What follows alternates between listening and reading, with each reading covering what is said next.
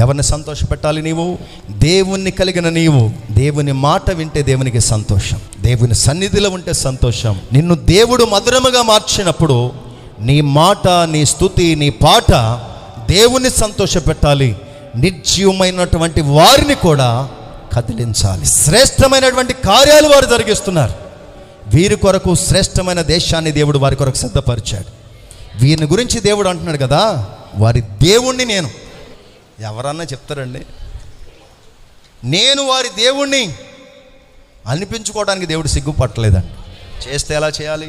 మా దేవుడు అంటాం కాదు, మా దేవుడు అనే స్థితి నుండి వారి దేవుణ్ణి నేను అని చెప్పేటట్లయి మార్చబడాలి.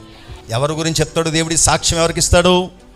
ఏబు లాంటి వారికి ఇచ్చినా, యేషపు లాంటి వారికి ఇచ్చినా, శ్రేష్టమైనటువంటి అనుభవాలు కలిగి దేవుని సన్నిధిలో గడపడానికి ఇష్టపడిన వారి గురించి దేవుడు సాక్ష్యం ఇస్తున్నాడు.